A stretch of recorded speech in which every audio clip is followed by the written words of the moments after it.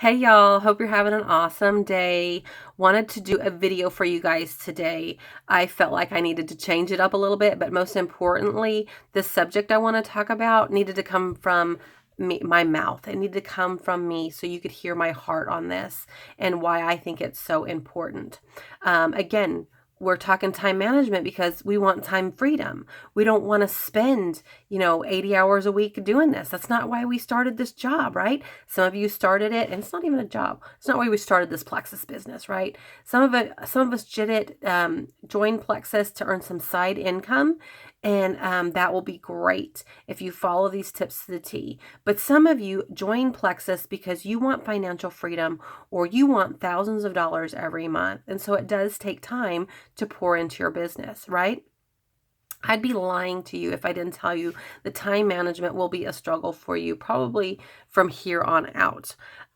Sometimes you get it, you're up here with work and down here with family, but you always have to remind yourself, we do this for time freedom with our families or whatever it is you started for, right? So balancing this time stuff and teaching other people in your organization to respect your time will help them teach it to their people to respect their time management and their practices. So today, I wanted to talk a little bit more about how yesterday we talked about coaching calls, right? And keeping them to, 15, 20 minutes, have a structured list of questions to ask, right? But what happens for those of you that grow a large team? Say you have 50, 100 level ones, because over time, you're going to continue to add people to your organization, right? Because that's the number one thing we should be always doing is recruiting. So now this is different. This is not the welcome calls. A welcome call is a must to get people off on the right foot. But when it comes to these coaching calls, as you bring people into your organization, I want you to qualify them. Are they ones that really need a coaching call?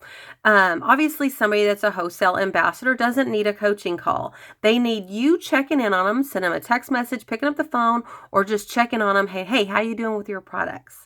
Make sure that their regimen is correct, right? And then after the first month, then it goes to usually every 2 weeks to a monthly check-in, and that can be a text message or a quick phone call. But we're talking about these coaching calls for these people that say they want the business. And if you have 50 or 100 level ones, it would take up a lot of your time to do all coaching calls for all these people. So if you start qualifying them, how do you qualify somebody? Because your time is valuable, guys, and it should be spent on recruiting. And to qualify somebody for a coaching call, when you bring them into the business, I always see everybody that I bring in as being able to do this because I think if I can do it, anybody can do it, right? And I'm sure you feel the same way. So I envision that for them and I tell them that I see that for them and I give them those tips to start with, right? Make that list of 64 people. Give me your top 4. Let's start some 3-way chats or get some 3-way phone calls set up in place, right? Then I wait, the ball is in their court, right? If they hit the ball back, show me that list is done and get those 4 people and get those calls set up. That person is somebody I need to be spending my time on, right? And the more they hit the ball back, the more I'm going to want to work with them, the more I'm going to want to be doing a coaching call with them once a week, the more I'm probably going to be messaging them back and forth each day, right? Those are the kind of people that you want to spend your time on. Now, what happens with those 50 people you bring on? Not all of them will want that same thing that you do. And I don't want you guys to spend time in dragging your Bernies. What does that mean, dragging your Bernies? You ever see the movie Weekend at Bernie's?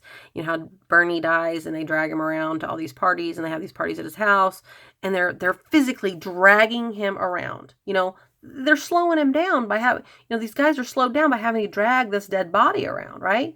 So when you qualify your people, say you hit the ball to somebody and say, okay, here's what I want you to do. You say you want this business. Get me that list of 64. Get me those 4 prospects. Let's schedule those calls right away. And they don't do it.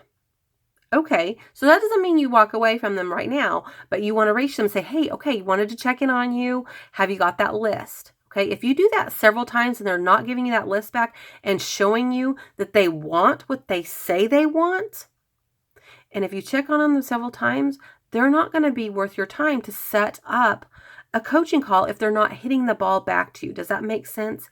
Every time I hit the ball to somebody or I throw the ball to somebody and they hit it back, they're going to get my full attention. I want to run with those people. I'm more about watching people's feet than listening to what they have to say, right? That's important to know. So qualify your people in order for them to get your time to pour into them.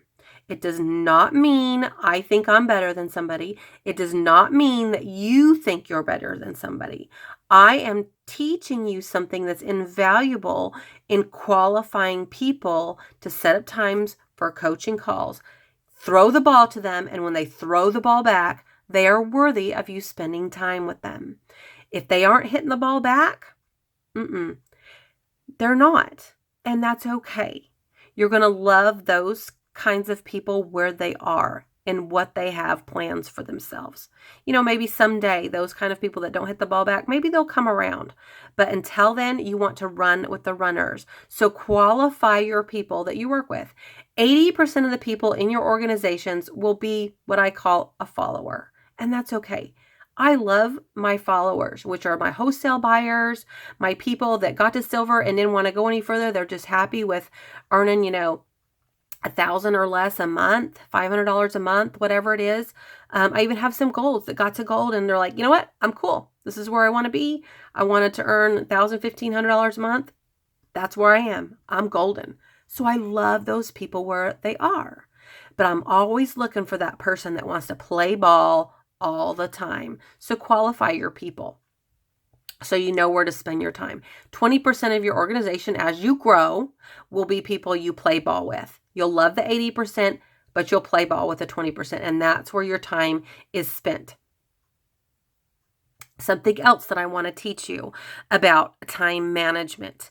As you bring people on to your organization, the best thing that you could ever do for them is to teach them where to find answers to things. Teach them how to search the team pages. Teach them where the knowledge base is in their back office. Teach them how to find things. Because if you're spending all day answering everybody else's questions, you don't have time to build your own business, right? You don't have time to run with those runners. Now, I'm not saying that every once in a while somebody shoots me a question, I will answer it. But I always say, now remember, the answer to this is here. This is what I'm usually first going to say. But the answer to this is here. Go find it. If you have any trouble, let me know. Because that's the best thing I can do is teach somebody independence on where to find things and where to go. Because guess what? They're going to do the same thing with their downline. And if they don't, they're going to have a bunch of people reaching up to them, asking questions, and they're going to be working their downline's business for them and not working their own business. So the other thing that I wanted to touch on is teaching you to teach people to be as independent from you as possible. I don't want you to grow an organization of people that need you all the time. Now, it's okay to be needed, but it's not okay to be needed 24/7 because then again, there went our time freedom, right? So if you teach people the steps to become independent from you, then you'll gain more and more time freedom. Always tell you that I consider myself not a hand holder. And why is that? In the beginning, I used to hold hands a lot, and I held hands for years at a time. And when I expected people to go ahead and fly out of the nest and take over their teams and start leading different things, they wouldn't ever do it. I held their hands way too much. So I took the different approach of, okay, when I first bring them on, they're going to get my full attention. If they're hitting the ball back and forth to me, they get my full attention. I'm going to teach them everything I know because you know what? My sponsor didn't hold my hand. She showed me where stuff was. So why wouldn't I do that same thing, right? So that's why I call myself a self-proclaimed not a hand holder. Doesn't mean I don't help my team. I help them in showing them where to find the answers and how to do different things. The greatest compliment is to have somebody in your downline take advantage of everything you taught them and they start teaching other people and they take the lead for their business. That is the greatest accomplishment you will ever feel. Don't ever feel like you're not needed anymore, because when that person becomes successful and is leading their team, that's a great honor and a great thing to see have happen. And you want that to happen over and over and over, because that means more and more time freedom, and you have done your job. Our job is to work ourselves out of our current jobs.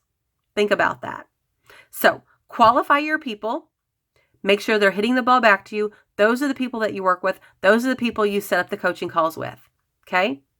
Teach your people how to find things, how to search things, and you will grow a team that will give you time freedom, and a team that is successful, and a team that knows how to do things, and a team that will duplicate what you want. So I hope this was helpful for you guys. I'll be talking to you soon.